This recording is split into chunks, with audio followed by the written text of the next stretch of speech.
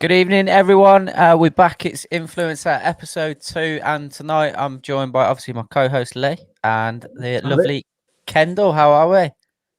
Yeah, good. Thank you. Thank you for having me. Not a problem at all. So just a brief breakdown as to what this is. It'll be a few questions related around Newcastle, and then some questions related around social media, how it affects you on a day-to-day basis, positives, negatives, that sort of thing.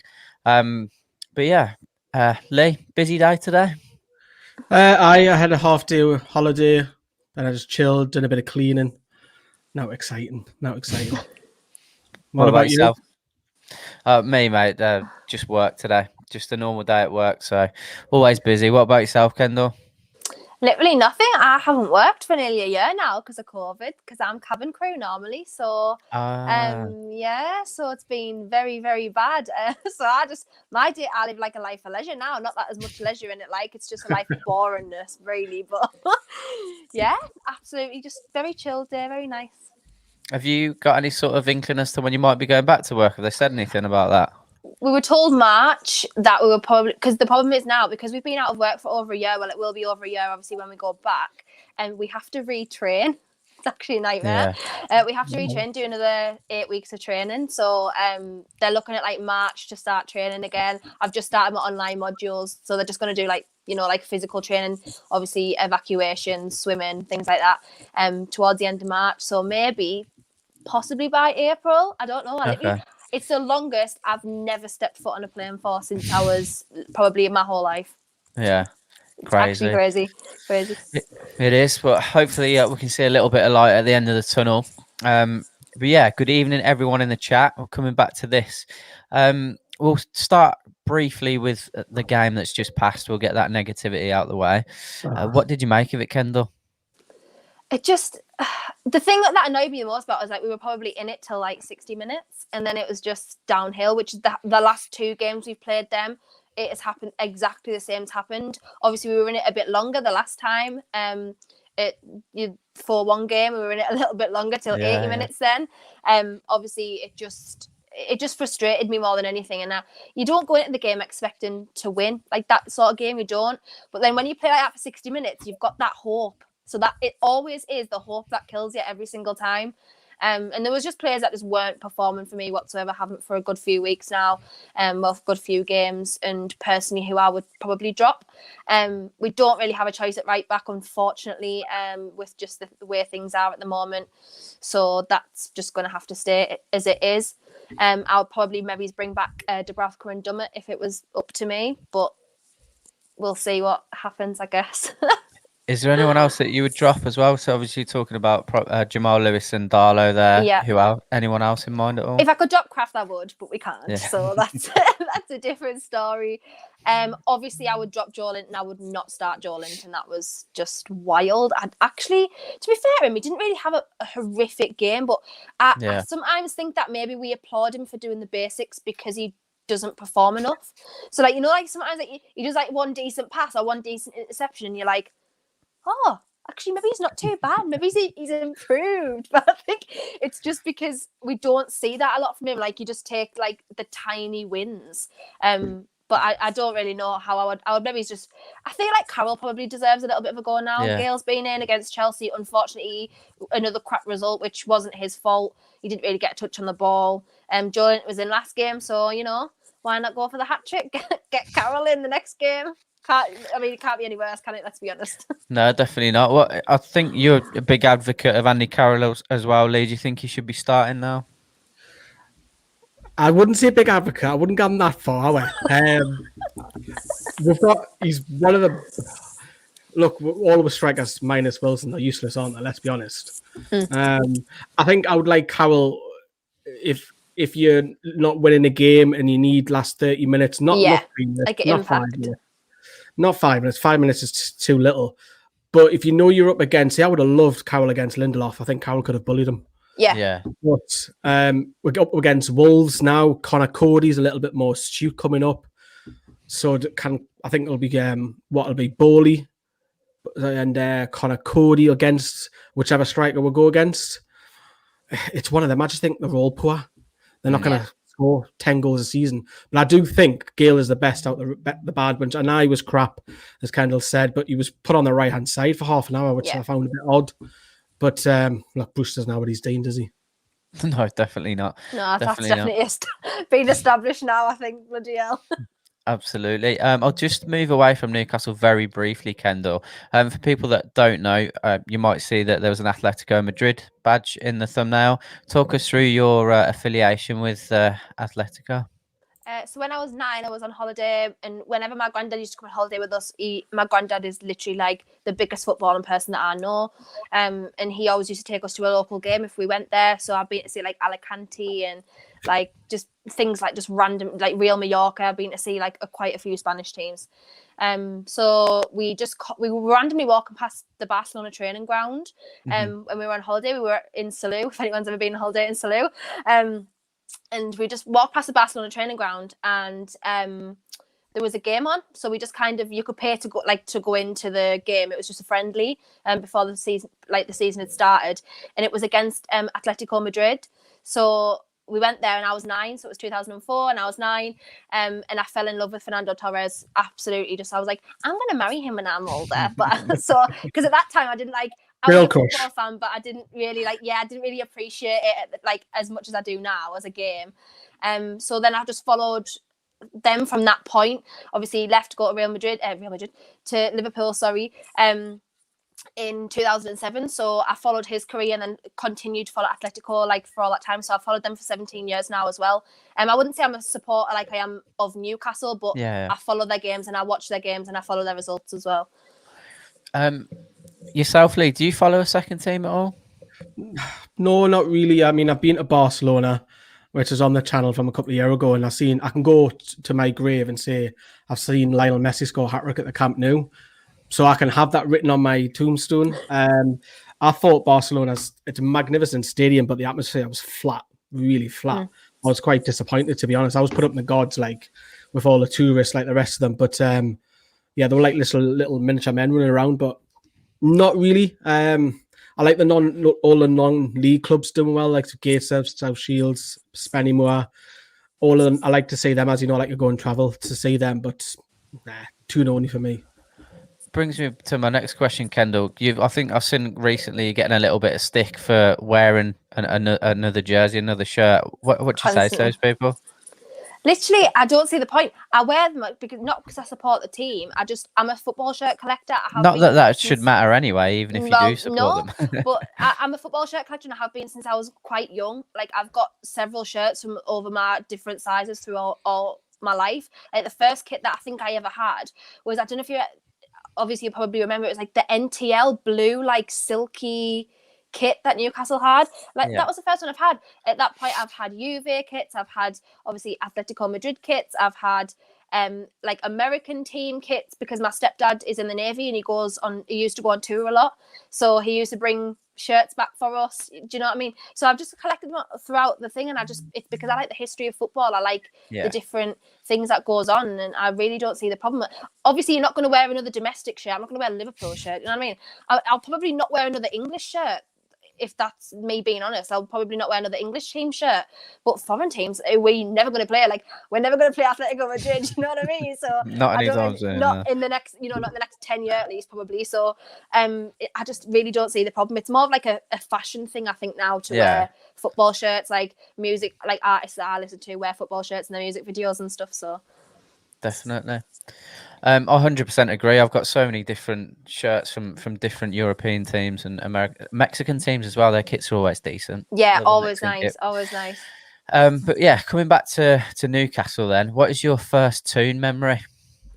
I remember going to, I don't know if it was, I think it was Europa League game against possibly Benfica, it might have been. I actually can't remember who it was against, but that was the first game I ever went to.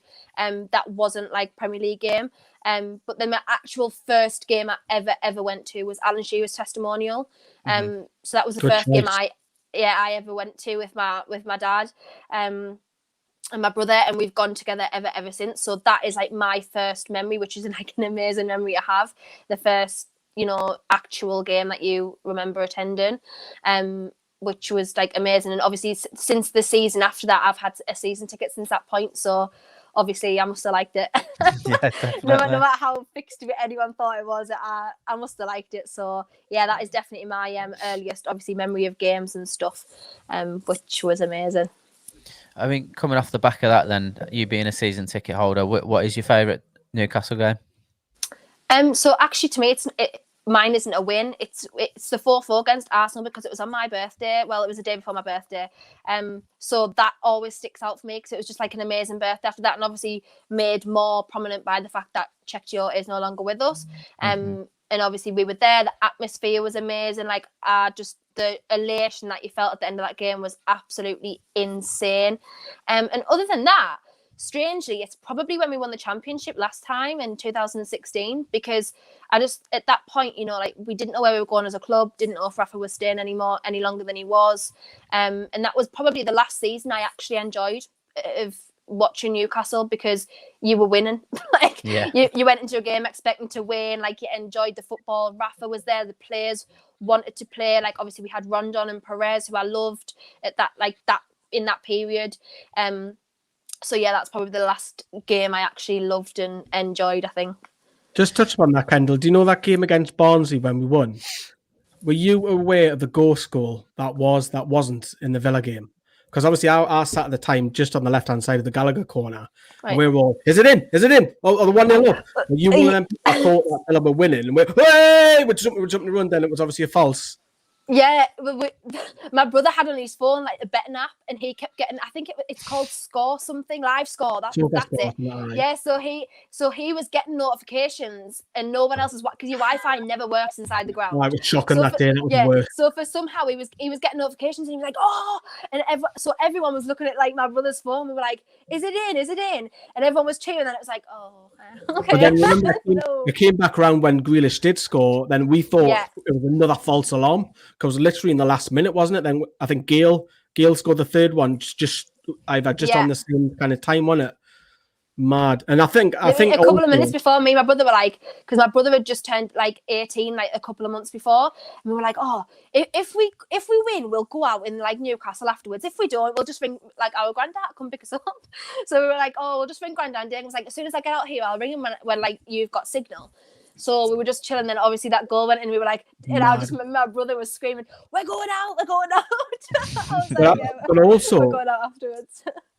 That is the only time I've ever seen Newcastle lift a trophy. It's at St James's Park.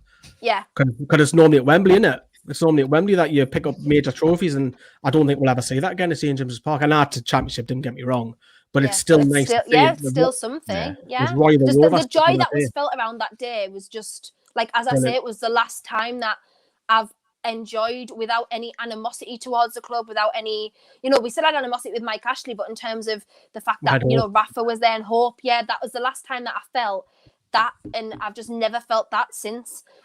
So that's probably why it sticks out in my memory the most, and why it's probably one of my favourites.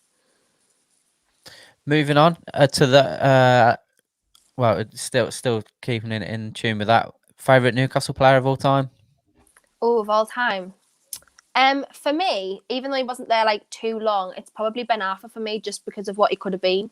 So like, just the player that he was, the talent that he had on his day, and it was probably one of the most upsetting days when he left for me, because he was one of my favourite players, and he was always like a Football Manager player for me. Like I always signed before we ever signed him on Football Manager, because he was always pretty decent. And yeah, I just loved him, and I wish that he hadn't been Pardewed, because I really do think that he would have been an absolutely phenomenal player. Phenomenal. Question for you, Kendall. What's his best goal? Is it the Bolton one, or is it the Bolton one's? The Bolton one's my favourite, but see, the Blackburn one for me is just he just takes the piss out of about 6-7 players. Yeah, they're both class, but for me, it's got to be the Villa one. So just so content. Fair enough. You live down there, Carl. Yeah, that's all it is. I think coming back to yourself, Lee, I think yours is another Frenchman, your favourite player. Alan Saint-Maximin. No, is it not Laurent Robert? Oh, you mean out of the three? That's one of the questions. I think that's pretty obvious what Kendall's going to say. Ginola, Robert, or Ben Arfa, because that's a tough one. We asked Paul that last week. It's because Ben Arfa's like my era, if it makes sense. Like, I'm 25, so Ben Arfa's more my era. I remember Robert in the early 2000s, but I don't actually remember going to the ground and watching him. So that's why Ben Arthur probably sticks out more for me, I think. I've got 10 years on you, so I'm 35. And Ginola was when I was a real kid. Like, well, I say real kid, it makes it sound like I'm not a kid. You're a real boy. Like, you know, That was I was like 9 when Ginola first signed, and that was my first season. But Robert, I have vivid memories of Bobby. Yeah. Goals galore, wonder goals, a bit like Ben Arthur, but Robert's were like 40, 50 yards out, man.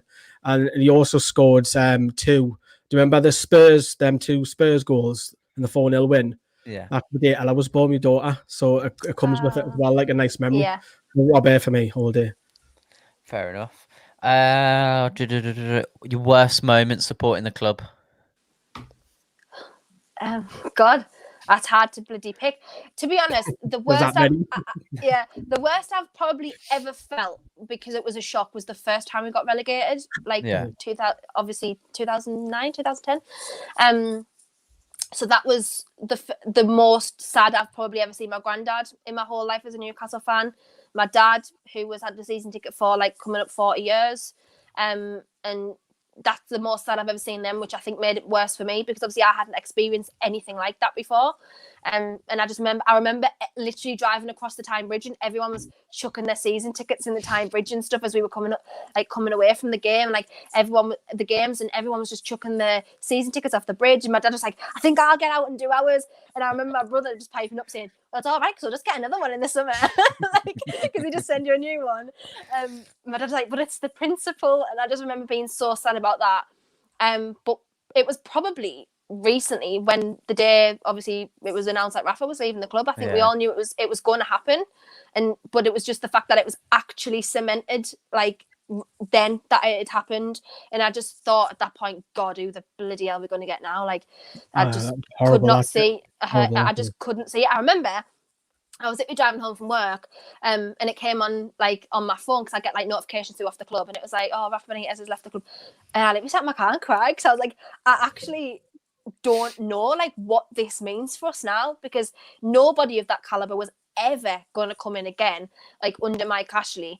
And I just thought, oh, here we go, another, I actually probably thought we were going to get relegated sooner, probably like last year, but we didn't, so that's good.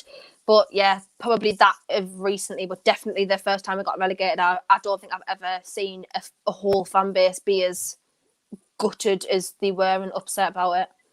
Do you think it's going to happen this season? I believe that the squad that we have is good enough to be probably between 10th and 12th place, in my opinion. I don't think the mentality is good enough, and I don't think the manager and the system that we play is good enough, which obviously the negatives far outweigh the positives. So for me, that is concerning. And as we've learned in the past, leaving a second manager till mid-March and beyond doesn't work. Are we already relegated at that point? So I want to have hope, and I don't want to be defeatist, and I want to have that positivity, because like I believe like obviously negativity breeds negativity, but I really am very concerned at Fulham's results, because they seem to grind out draws where we can't. Yeah. So that for me is going to probably come down to the wire, in my opinion. What about yourself, Lee? How do you feel about it? I just go and watch my video last night. I put up the Shearer Rafa Benitez. That Shearer came in 1st of April. Too late. Rafa came in 2 weeks from now. So for me, the time to sack him is now. Get him gone, because I think 12, 13 games is enough for a manager to come in, even if it's a caretaker role. These four games are massive. This is going to define our season, because a lot of clubs are playing each other. Brighton are playing 2 relegations, and then Burnley have got a tough run of 4 games. These next 4 are winnable, achievable games, in my opinion. And then after the international break, you've got Callum Wilson back, so we can go on and hopefully, touch wood, we'll start pulling away, because we've got Fulham are better than us at the minute. Yeah, fact. Definitely. Brings us on to our next point, to be fair. If we were to go down, because this will probably happen if Steve Bruce is still there. If you've got the opportunity, do you protest, or do you go and support the team? We have stayed away in the past. We have stayed away for the past couple of seasons, even though we've obviously before COVID, because we have had season tickets and we have chosen to stay away at certain points. but you know, we've already paid for the season ticket because we pay for it. You know, you pay for it in advance. So then my dad always just says, "Why are you punishing yourself? Like, why if you've already paid for it?" You know, why are you punishing yourself? Because we've got a 10-year plan. This is the last season now. Well, I think they've extended it a year because of COVID, but we had a 10-year plan. So, you know, we had that season ticket for 10 years, and there was my dad always used to say, why punish yourself and not go? I don't buy merchandise. I don't buy anything from Sports Direct. I don't buy any, you know, Puma related stuff through the club or through NUFC Direct or anything like that. DHgate all the way for me, like. But yeah, we have protested as well. So it's a bit of a mix of both. It depends on, you know, the feelings and what we feel is probably right at the time. But I definitely don't feed into the club. I don't buy, as I say, any merchandise and give any extra money than we already do. But I would definitely probably protest, you know, in the future if things don't change and nothing changes in the next year, because I just cannot. If we get relegated, I'm genuinely concerned that we probably won't come back up. Yeah. The worry is though, we've got a championship manager at the helm, and the club will just go, well, we're in the championship anyway. Yeah, and look at his championship record, which I mean, it's relatively decent. I don't know if he's ever won the championship, Steve Bruce. I'm not entirely sure. I don't think he has, but I don't think he has. I think he's come second with Hull. He's came up in the playoffs. No, you're right. I don't think he has. Yeah. So, I mean, there we go. There's another reason why we shouldn't keep him, because even if we do go down, what's he going to do? Like, it's going to be like, you know, a second or playoffs either way. It's probably not going to be winning. So, again, I just do not see the point in keeping him. I don't understand why you can't spend, because apparently his payout's 1.5 million. I mean, I don't know how true that is, but why can't you spend that? And then, because if you don't, and when you get relegated, you're going to lose £50 million on the value of your club. Plus like 100 million. It depends. In this current climate, what your club's gonna go for. Do you know what I mean? Yeah. You're gonna lose assets on top of that. You're gonna lose players. You're gonna lose, you know, and again, season ticket money. It's just, I just don't understand what is logical in that man's mind. I don't even know how he's a businessman. The decisions he makes, I genuinely don't. No, it's the more I read into it, the more he's actually got zero involvement in the club, it seems. Yeah. Which is apparently we're right down on his priority list, which says a lot. Lee, I know you said in the past you've gone for protests and things like that, and it's not worked. It's been disappointing. Have you changed your stance on that? Because I know you said that you weren't, you wouldn't be looking to do it in the future, but if things to stay as they were. No, I'm not protesting again. I've said that on record. I've done it for Arsenal. I got a lot of media build up, national media. It was so tough. I was across the bar with Kyle and Paul in the Shark Bar, and it killed us. And I thought, right, okay, we'll see how many people have done it. And then we came out, and there was about 4,000, 5,000, maybe more. We thought it was going to be right down to 30,000, but I felt let down by our own fan base, because I thought they had momentum and we needed more to do it, to make a stamp. And I thought, not again, not spoiling my day. We're all on video doing reactions and that. We're all pissed off, but all three were furious that spoiled our day. I know the weather was awful, didn't get me wrong, and the result didn't go our way, but I thought, nah, not again. Fair enough. Let's get to some positivity. Favourite tune kit, Kendall? Ooh. I think for me, it's like the 1996 home one, obviously with brown ale on the front. I think it's 1996. That's my favourite. I've got my dad's original one of that, and I love it. It's my favourite one. So definitely that. Even though I can't remember it actually, being played in, but it's definitely my favourite kit. Oh, apart from that, probably the goalkeeper kits from that era as well are my favourite. I love them because they're just so wild. Like, I just, love them. We were talking about those last week, weren't we? To be fairly, like crazy. Shaka. You see how much they go on eBay? Them tune shirts with the they're like 150 quid. I've never seen one for less. Because they're rare, and I'm gutted I've lost mine, because mine were I was as I say 9, 10, 11 at the time when them goalkeeper kits were coming out, and obviously I'm never going to fit in them new. And I can't find them anywhere, and even if the kid sizes, I would have had them up around here and everywhere. They're so unique. I'd love to get one. Really would. Definitely. Keegan or Robson, Kendall? Got to go with Robson just because he's where I'm related through marriage. So got to be. Really? My auntie's married to his nephew. So wow, I did not know that. So that's fucking class, then, isn't it? Yeah. We have royalty. I know. I don't know what to say now. I'm a bit taken aback. I don't remember him much. because obviously I was only relatively a kid, you know, when we used to meet him and stuff. But we used to, like, at family events and stuff, used to see him there. And my grandma, who was suffering from cancer 2 years ago and got treatment at the through the Bobby Robson Centre at the Freeman Hospital, and the RVI, you know, the different research centres and stuff. And Lady Elsie like reached out to her directly and, you know, said, like, sent her condolences and things and support like that. So we do still see them, but not very often now. Fair enough. McLaren or Bruce? Good luck. I asking that question. Neither. You gotta pick one. You gotta pick one. For me, who's the worst out of the two? Bloody hell! It's like asking two friggin', I was gonna say paedophiles to look after your kids. So I'm asking between. Probably McLaren for me, just because he was a bit more bearable in terms of how he, you know, press conference and stuff. I mean, the football was both horrendous, probably like the worst I've seen like this whole like decade and beyond. But McLaren was a bit more bearable in terms of he didn't act the victim. Like, Bruce says stuff about us and then goes and acts the victim. Like, we're so horrible, but then he's calling us keyboard warriors and that we've displayed histrionics and all that. So yeah, I feel like McLaren was probably a bit more bearable. But yeah, both useless. I agree with that one. Definitely. Oh, it's just killed me, the paedophile analogy. It's hilarious, to be fair.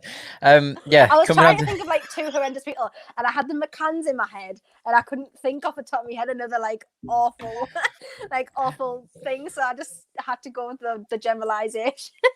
Brilliant. Completely football unrelated then. Crisps or chocolate? I am an absolute crisp fan. Like, I am like an advocate for crisps. Like, I literally. What's your favourite? Thai sweet chili sensations are my absolute favourite. Paprika Pringles, pickled onion monster munch, pickled onion walkers, my favourite. I just like the flavours that probably no one else really rates, but I do. I literally love crisps. Like that. I have to have crisps, and I really, that if I ever like go on like healthy eating or dieting, it's the one thing I literally physically cannot buy in the house. Because even if I buy stuff for my daughter, like buy, you know, like Wotsits and Quavers and Skips for her, like I literally will eat her crisps. It's actually a joke. I don't know what the problem is. I'm just obsessed with crisps. Same as me. If there's a Pringles box, there it goes. Yeah, 100%, 100%. Favorite TV program? Oh, I don't watch that much TV, to be honest. I watch like murder documentaries on Netflix, but the TV is not mine when we're at home. It's my daughter's. And then by the time she's in bed, I like can't be asked to watch TV. I just think, have you watched that? Have you watched that Who Framed Britney Spears yet? No, I haven't. Watch that. It's a good watch. Like, I thought I'm not gonna like this about it. But watch that. It's a good one. It's on Sky Documentaries. Right, I'll watch it. It's good. Like, I've just been watching I Am a Killer. That was really good because I love murder documentaries. I did forensic science at uni, so like crime and investigations like massively important. Like, I just love it. I'm just so interested in it.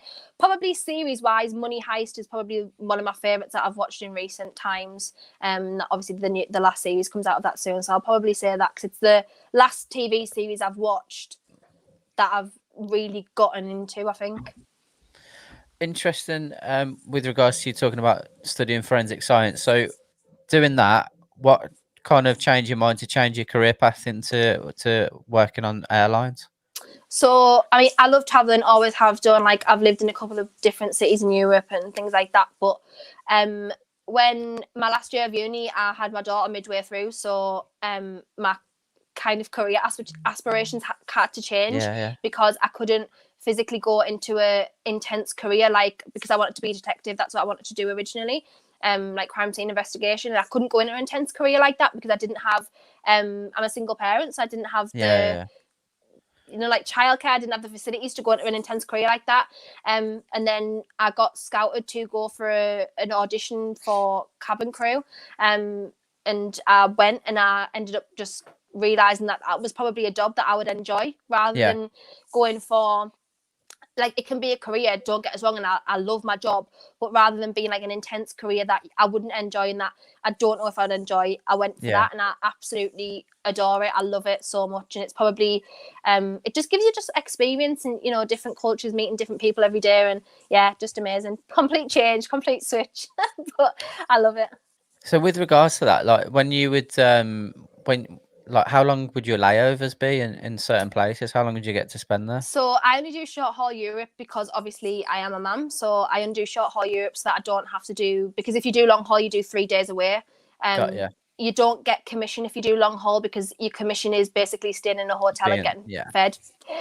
So the commission makes it you can double your wage some months in the summer season. So I chose to do short haul Europe. Our layovers are probably between 1.5 to 2 hours. You don't stay there long. You just get a quick break, quick bite to eat, and you kind of clean the plane and you're back away. So yeah, like the longest flights we do is 5 hours, which is like Cyprus or Turkey, depending on where you go. So you do like a 12-hour shift, if that makes sense. So like you do 5 hours there, 2 hour layover, 5 hours back. So yeah. So pop out to Turkey for lunch and back to see the little one on the night. Yeah, that's the way. Sounds like a good job. Sounds like a good job. So what got you into social media then? So basically I've always been on social media. I've done various things with different other like Newcastle fan channels in the past, just, you know, just different fan cams, different bits of videos here and there. And then when I lost my job, obviously at the beginning of last year, I kind of thought, oh well, I need to put my, I mean, I couldn't retrain in any other job at the time because obviously nurseries and stuff were shut. So I thought I better do something that, you know, I like and I'm interested in, which has always been football. That's like my main interest in life, my main passion in life.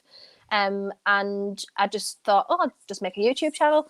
I uploaded like 2 videos on there, both got like 2K views each at the time, which I thought was amazing because I didn't have like no following at that point, like maybe it's a couple of thousand on Twitter or whatever, but no like major following. And then obviously Steve Wraith was asking for girls to join his podcast, so people were tagging me or left, right and centre, and Steve reached out and said, do you want to, you know, join in the podcast? And that was about September time. So I did, and ever since that it's just absolutely bankrolled within the space of like that short time, just absolutely bankrolled. And now obviously I host shows and over on the football terrace, and I do different Newcastle related things. So that's basically what got me into the social media majorly that I'm into like now as maybe as a future career choice. I remember the first time I think I ever seen you, we were on Fordy's channel. You sent me a clip. that was the first thing I ever did, play ratings with Fordy. Obviously, because Fordy's obviously a close friend of mine, and he's obviously, I don't know, he's branching out or trying different things because he's at that period where he was just stuck in with, he's been in a lull with his channel, and that was the first time I seen you on there. Then obviously you literally every time I click on YouTube and it's a Newcastle related. You're there everywhere. all everywhere. It's like, fucking hell, not hurting you. It's everywhere. It's like you're on about 2 videos every day. Like, I stream pretty much every day now on different things. So yeah, mad. How do you kind of keep a bit of balance in your life having to do that? Because we know how difficult it can be. How do you keep balance? I just have to limit myself. So pretty much during the day, up until about 8 o'clock, I don't stream that much because I do the jobs that I have to do. I do errands in the house. Obviously, my daughter's back at nursery now, so that's kind of me time that I don't have usually. So I don't normally tend to stream till late on the night when she's in bed and stuff, so that's not disrupting my day too much. Yeah. And if I do feel like I'm doing too much, I'll just say I'm really sorry, like I can't do stuff. It has limited a lot now because because I present now, I've got so much to do during the week to sort, you know, like content and getting guests on and stuff. So that is I'm more exclusive in the sense of I do less now. I used to just do anyone and anything. I used to help anyone out and try and do as much, but it just got too much to the point like I can't do 4 or 5 like streams a day. I just can't do it. So I have to limit myself now, but I love it and I find it hard to say no because I do like it so much and I enjoy meeting, you know, like all the different people that do the different podcasts. So yeah. What do you think it is about you that set you aside from quite a lot of people? Because like you say, you started properly maybe around October. Yeah. And you're following is growing quite dramatically, to be fair, and you are involved with a lot of different podcasts. What sets you aside? Because obviously we know that women's opinions are rightly respected a hell of a lot more, but you seem like you're on another level to everyone else at the moment, if we're honest. I actually don't know. I personally don't know. I don't know whether it's because I feel like a lot of, how can I put this? I feel like obviously there's a lot of club focused fan channels, which is obviously the way to go. That's the way to go. But sometimes when I see like new YouTubers or whatever, they have a direction with their content that isn't very wide scoped. So like, for me, football is something that I love the game. I don't just love Newcastle United, which I do, they're my club, but I love the game. I watch football matches in every league. If I'm bored in the night time, I'll go on a stream and watch like a random Mexican game, like, because I just like watching it. I just enjoy it. Just football to me just gives me enjoyment. Maybe it's because, I don't know, my love of football, and maybe the not the knowledge, but the analysis was the word I was looking for. The analysis maybe wider scope than a lot of maybe other new YouTubers. Yeah. I mean, I don't actually know why. I'm forever grateful for the support that everyone gives me. Like, genuinely, I couldn't have asked for any more. But yeah, maybe that's it. I honestly don't know. But there's just so many amazing people out there, and loads of people have started content creating this year, like obviously the last year with the pandemic and stuff. And it's so nice to see. So nice to see passionate people, but the unfortunate thing about it, that comes with people who just look for clout as well. So it's hard to sometimes decide whether people's fake or not. But I get that a lot. I get told that I'm a plastic fan and that I'm a social media fan, but it's not the case. Do you think, Kendall, like you'll carry on another YouTubers that you've mentioned when we start to get back to normal? Please, quick. That you'll carry on YouTube, or do you think it'll be less because you've now got to go back to work? Or that people like for example, Steve Wraith will obviously have to go back to promoting. Yeah. Do you find other channels will then the content will be less because they've obviously have to put work and life first? Yeah, I think so. It will diminish massively when things go back to the new normal, if you will. I think it'll diminish because obviously people won't have the time, and it'll be such a massive shock to the system for some people to go back to work. Because for me, like, I've been out of work for nearly a year now, so it'll be a massive shock to the system for me to go back to work. I'll probably be absolutely like knackered. I'll be so tired. But because it is bankrolling the way it has, and because the support that I do get is so like amazingly great at the moment, there's projects in the pipeline that I might actually not have to go back to work. Maybe in the future. Do you want to give us an exclusive? I mean, there's nothing that I can like. I'm no, joking, like actual projects that I can I know what say, you but mean. I mean, like, I'm in talks with a management agency now and things like that. So that maybe give me more opportunities that I might not have to go back to my old job, if that makes sense. This might be my new normal, which I am so happy with. Like, I am so, that'll be amazing for me, because my dream job's always been Sky Sports News. I've said that since I was like 5 years old. So to do something along the lines of that would be just phenomenal, absolutely phenomenal. You got any contact with Sky?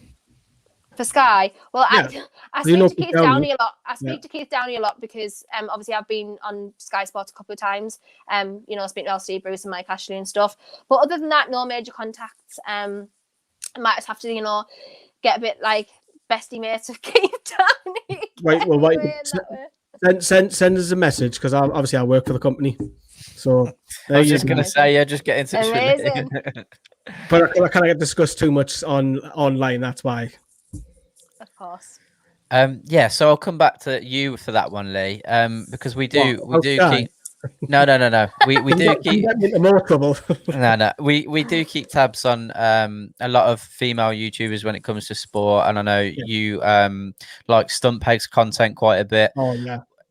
What is it about Kendall, do you feel, that's driving her trajectory like sky high at the moment? What number one is consistency. Because if you upload a video, then you're not seen for 2 weeks, you haven't got the consistency. So as we're laughing on, joking, she's everywhere. You put on YouTube, there's Kendall's face twice a day. It's like, fucking hell, man, get away. She's literally everywhere. I always say people are going to be sick of me soon. That is number one. It's the same for our channel and both of our channels, NFTV Extra, this one. Consistency. People like consistency, and they see your face more knowledgeable. I think that's obvious. Kendall's got that. And I think also, I know you've talked about on other channels, the breakthrough in mainstream media of women now talking. Yeah. And obviously, Alex Scott is probably the figurehead. There is some obviously people like Sue Smith, who's probably not as well known. BT Sport have got what do you call her, the goalkeeper? I've lost my head, but Eni Luco is another one. There's loads of them out there. There's loads of them now, and I think now that's trans come across to social media online. You look now, and honestly, I could learn loads from Stuntpeg because she's for me. If you haven't seen her content, the way she edits it's phenomenal. And there's more and more everywhere now. You look at every single club, effectively, big or small, has a female represent them now. Yeah. 2 years ago, you would have been poked at, laughed at, griefed at, and I'm sure that still goes on. Yeah. You just got to brush it off and keep going. But yeah. It brings me to a good question, Kendall, because again, you know, we see some of the trolling you'll get online. How do you deal with that? How does it actually have any effect on you, or do you just brush it off now? It did at first. It massively affected me because I was taking it personally. Like, I was thinking people didn't like me, but it wasn't, because they don't know me personally, so it wasn't me they didn't like. It was just they wanted to push their agenda that they had and push their old-fashioned ideas that they had. I get a lot more support than I do get hate, but now literally I cannot stress enough, just ignore and block and move on, because the more you ponder over it and the more you overthink what somebody said, the more it'll affect you. And don't get us wrong, of course it affects you if you get hate. It does affect you in a way, but as soon as you learn that it's not personal, it's literally just someone hating for no reason, because people are just strange, and social media has brought out a lot of strange people. You know, as long as you don't take that personal, then you kind of, it's better for you. And I know now that obviously the love far outweighs the hate. Obviously, I wouldn't have amassed the following in the short time that I do now if it wasn't so. The support has been great, but I mean, the trolls are just bloody friggin' weird. Like, grow up. I also used to say to people, like, do you not have a job? But like, they don't now, so it's even worse. Like, people have got like way more time on their hands, and they use it as like a tool to attack your appearance. Or like, I mean, my daughter's mixed race, and she's had like even just comments being about her, and I'm like, really? Like, it's not that deep. It's football, guys. Like, it's literally, it is not that deep for you to be like attacking me in a weird way. But yeah, you just got to, honestly, as I say, anyone watching this who gets hate, I cannot stress enough, literally just block and move on. Some people will take that block as a medal and be like, oh, I've rattled her, you know, I've rattled him, he's blocked us, but it's not. It's for your own mental health. Like, just, it's for your own sanity. Just block and ignore and move on. Question for you as well. Sorry, do you enjoy bantering back as well? I do, and I need to not. I've seen your quote. In fact, I've seen you today do it. Do you enjoy a little bit of that? Thinking, fucking yes, I've got one up in you there. I do, because like, that's just me. That's who I am. Like, I've always been like that, and I've always been quick to. I grew up in a family of males, so I've always been quick to like bite back on the banter. I've got two brothers. Like, I've got no female cousins, so I literally have just been around men who, you know, banter each other for all the time. So I've just been in that environment forever, and I do enjoy it. I do get a kick out of it, but I am going to stop doing that, because sometimes I just think, why? Like, why am I literally taking time out of my day to argue with you? Because there just is no point. There's no benefit for me apart from maybe a little bit of, you know, self-satisfaction that I've like bantered you, but there's no self-satisfaction in terms of my life. You're not paying us, you're not like, I'm not getting anything out of it, so I really need to just stop doing that at the moment. I just need to actually physically ignore and just go. Do you know what I call them? Adverts. Yeah, it's true. Yeah, they are very adverts. true. It's I should take a leaf out of both you, but because I think Lee will say himself, especially on the watch longs, I'm starting to get probably a bit tangled up in other fans coming in, and I'll just have a row with them on camera. But I should probably stop. Everyone thinks it's funny, but then it just pisses me off for the rest of the day. Yeah, that's what I mean. It just affects your own mood. So what, I just can't imagine me letting someone affect my mood that much. So I just have to move on. But I sometimes I do think, just Kendall, just stop. And I say it myself before I do it. I'm like, don't fight. And then I just do it anyway. And I'm like, so annoying. My dad always says, she's like, you bite at anything. Like, you're the quickest person to bite I've ever met. And like, it does. But I really have learned a little bit more to stop, but I still do it. Coming back to your daughter, does she understand the content you put out, or does she do you watch any videos back with her or anything like that? So she's only 3 and she's made her appearance sometimes in the videos and she's like, can I come and say bye? And that's mostly what she says. And she knows that I film, she calls it film, and she's like, are you filming? She doesn't really understand it. She doesn't get the whole thing. She knows that I do it and that's my current job. Like if anyone ever asks her what does the man do, she always says films. So maybe people might think I'm an actress, which is not true. But yeah, she doesn't really get the whole content side of it. And she is starting to get a little bit more into football. Like she said the other day when we were watching the Man United game, my granddad was in a king. She went, I think it was when John Joe Shelby like skied one of the shots. She went, he was just too slow to score that goal. I said, yes, he was. You're right, he was too slow to score that goal. So she is kind of getting into it now, but obviously it'll be a few years before she understands it yet. Definitely. What are the short, medium, and long-term goals for yourself? Short-term goals is just literally keep building the way that I am right now. My short-term goal was to host my own show, which I do now, so that's kind of ticked off. Thank you. Medium term is to just host more, be more consistent on my own channel, because I do know that I do focus on other people's channels a lot more and the platform that I am, but that's because obviously from my presenting jobs and stuff you get paid, so I mean, that's why I do that. I do love it as well, but and then long term is to have this as a career. I want this as my career. I want football content creation to be my career, and hopefully actually present, you know, a TV show one day. But that is like probably very, very long term. But yeah, that's where I'm at right now. I mean, if you asked me that 6 months ago, it would have been completely different because I didn't do this as much as I do now. But now the way that we're at and the rate that it is growing, then that I have my life goals have changed now. And I actually enjoy what I do now, so which is amazing. The bug, isn't it? Yeah, definitely. Yeah, you do. You get addicted to it. You do. You enjoy it, and that's what it becomes. It is. You do get addicted to it, definitely. Again, with it being like quite short term, you won't have had much chance to go out and meet with people and things like that. But do you get recognised when you're out and about doing shopping and things like that? Has anyone? I've had 2 very weird encounters. Sometimes some people do, but obviously I haven't been in Newcastle a lot, which is probably where people are going to recognise you more because they're the most types to. I live in Durham, so it's very mixed in terms of Sunderland and Newcastle fans. But the postman recognised me once, and he was like, I was signing for a letter at the door, and he was like, "Do you do YouTube?" I was like, "Yeah." He was like, "I've seen you on Steve Wright's channel before." I was like, "Yeah, that's me." And he said, "I thought I didn't know many Kendalls." I was like, "Yeah, it's me." And then I was walking through Durham City Centre with like my daughter and my parents. Like the end of last summer when we were allowed to meet up and stuff again, and someone like tapped us on the shoulder, and I was like, yeah, and he was like, are you Kendall Rowan, the Newcastle United expert? I was like, no. I was like, I wouldn't call myself an expert, like, but I am Kendall Rowan. He was like, and then he went his name, I told you it was her, I told you, and I was thinking, oh my god. And my stepdad was like, kept going all day. He was like, oh, Newcastle United expert. I was like, oh, behave. So he just takes a mick now. What about yourself, Lee? It's hit and miss with me whether I enjoy it or not, because I went through a spell where I was trolled probably about 3 years ago quite a lot on Twitter, and I used to see a group of kids, and they're talking about you, they know they're trying to take a photo of you in like bus stops, walking past them, stuff like that, looking over, so you've got a sense that they know who you are. What I do enjoy, it's because I get recognised quite a lot because I work literally next door at the stadium, is I appreciate more the little ones coming up to you like 6-7-year-old wanting a photo. That's what I like the most. People who say, oh, great channel when you're walking past and stuff like that, and you like that, and there's about 10 people just walk past you. That happens quite a lot, but no idea who says it. I love it. That's really nice.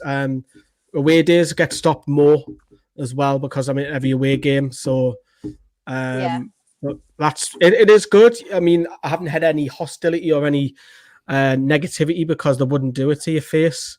It's all easy doing it online, but it's been really positive face to face because it is hard graft, like putting a video together.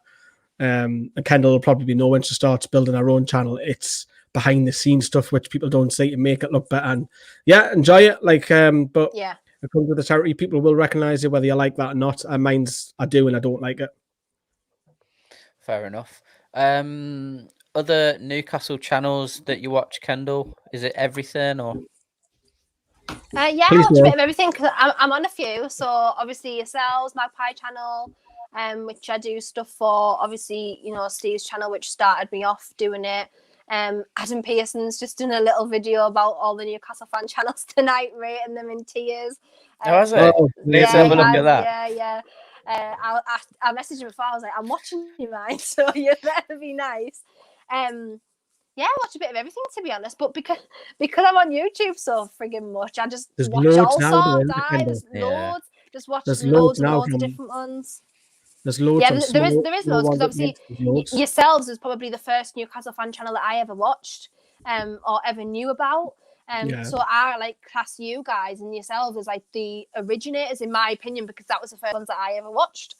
And then obviously Magpie channel, I got involved with them, and you know, Ford used to do his stuff over it. There's Ian Smith, he does stuff. Obviously Paul, the Toon Review, he does stuff. Iceman Talks, Number 9 Talk. There's like You're going to have loads to name now. them all now, or are you going to be upset? They're going to be I know. upset. Sorry, anyone I forgot. I can't think off the top of my head now. Like, but yeah, there's just so many different ones. If I've offended you and I forgot you, please messages after the show. I'll just tweet out. Sorry, I forgot. Alicia, Isha. I'm struggling. Yes, now, Alicia. God, I even do shows with Alicia. I'm so sorry, Alicia, if you're actually watching this. I didn't forget you. There's just too many. I'm sorry. There is no. It's a good thing. I think that's a good thing, though, that there's so many variety of Toon people. Because you'll have your favourites. You might watch them all. And all it is, you know, you're one of us. We're all in one thing, is supporting Newcastle United, and we only want one thing, is for our club to be successful. And that gets sidelined a lot, I think, because some people just want beef for no reason. They just want it to be a battle for like no reason. It's like, why? We all want the same goal. Most of us want the same goal. I think we all want the same holiday in Dubai. We all want that holiday. Exactly. We have that right now, Wenty. We want the same. Like, just so literally, why? I know Matty's living the life, stupid. But yeah, like literally, I don't understand why we have to just fight over it. Just do stuff, like mix together. You know, you can get ideas and creativity, bounce off creativity from other people. It doesn't have to be like a war. It really doesn't. Totally right. Which is one of the main reasons we started this, isn't it, Lee? To be fair, it's to start getting different ideas and bringing everyone's different personalities into it. But on that note, which is your favourite Newcastle fan channel? I'm joking. You don't have to answer. Don't do that. I've already forgot about 25. I'm going to be absolutely getting hit on it now. Yes. Which sort of the YouTube channels do you watch that aren't football related? I watch like, this is going to sound absolutely disgusting. The only non-football channels that I tend to watch is like, you know, like blackhead videos and stuff. What spot like popping? Yeah, like Dr. Pimple Popper. Honestly, that is like me thing. Like, I think if I could ever do that as a job, I would love that. I'd be me thing. It's actually vile, but I love it. It's like, I just watch weird stuff like that, like barbershop videos and like, I don't know, just weird things that like get me. So this is probably a thing that a lot of people know, but I have OCD. So things that I get satisfaction from watching, I literally get obsessive to watch them. So like that to me, like I can see the beginning and I can see the end and I can see the difference. So it gives me like a lot of satisfaction to watch stuff like that. Yeah, I'm a bit weird in terms of that. But I also just, as I say, I just watch murder documentaries on there and different like conspiracy theory videos on there, which I quite like. Fair enough. What's your favourite film? Good one. Oh, ever. Probably. Oh, that's really hard. I don't think I have a all-time favorite film. I really don't. I have probably a top 5, which is Law-Abiding Citizen, Shawshank Redemption, The Bone Collector, Harry Potter, Prisoner of Azkaban, and probably, this is a weird one, but Step Brothers. Because if I just want to watch something that's just crap and I don't really have to watch, I just put Step Brothers on. Step Brothers is unbelievably. I love it. Absolutely love it. Yeah, good top 5 actually. Very good top 5. What would your top 5 be, Lee? Oh well, Forrest Gump by a mile. Yeah, I do like the Truman Show. The Truman Show, I love it. The Wolf of Wall Street, I like Great that. film. I do like the Batman with Christian Bale's in. I do like those 3. And I do like Lord of the Rings as well. Yeah, in all that, Lord of the Rings is my other favourite as well. but they're tough to put them in the top 5. But it's run, Forest, run every day of the week. I can have that on repeat and repeat and repeat and love it still. Fair enough. Brilliant. Fair enough. Final. What's yours, Carl? What's yours? I know, don't you run away with it. Gonna judge you now on yours. To be fair, I absolutely love Harry Potter. I'm a massive Harry Potter fan. I've watched it, done about 4 or 5 cycles in the last 12 months. Like, I just watch it all the time.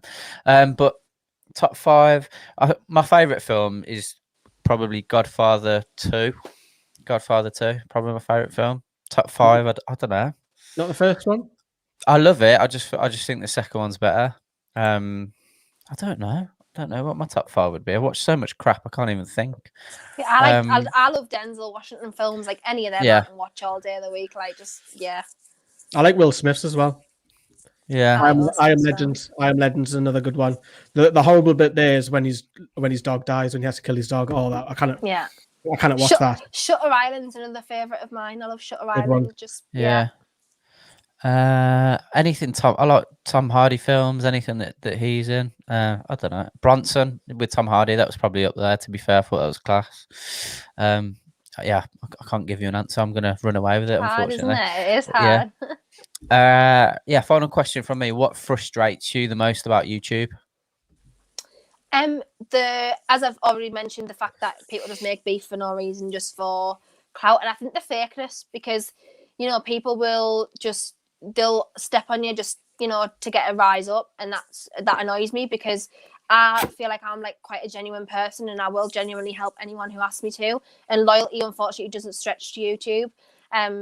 People will be fake, and they'll befriend you and just to get something out of it.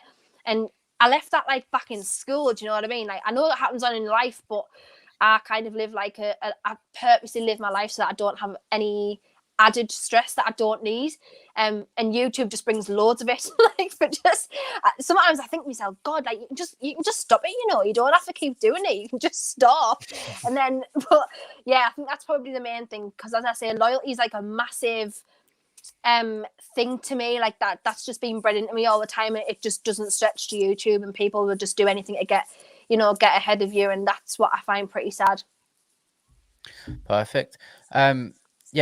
So anything you wanted to add on that last one, Lee? No, that's it. Thank you very much, Kendall, for coming on. Fantastic. No, genuinely, thank you for having me. Really enjoyed it. Actually, a bit different. Loved it. Perfect. So yeah, thank you for everyone dropping by. Really, really appreciate the support. Obviously, thanks again, Kendall. Hopefully we can get a result on Saturday. Is it Saturday we're playing? I can't remember. Saturday night. Just before we do go, actually, score predictions. Kendall first. Oh, I always like try and back a swim, but that's not very often. I think 1-1. Lee? 2-1, come on. Yeah, I'm going to go with 2-1 Newcastle as well. But these next 3 games are all like brummy teams that we're playing, so it's a big one for you. I know, I'm literally just going to go and Aston Villa, isn't it? Yeah, I'm literally just going to go to each ground and probably graffiti a wall somewhere. But yeah, so if you see me on the news, it's for the wrong things. Exactly. It'll be me on the news for the wrong things. But yeah, thanks everyone for dropping in. We'll see you on the weekend. Take care. Bye-bye.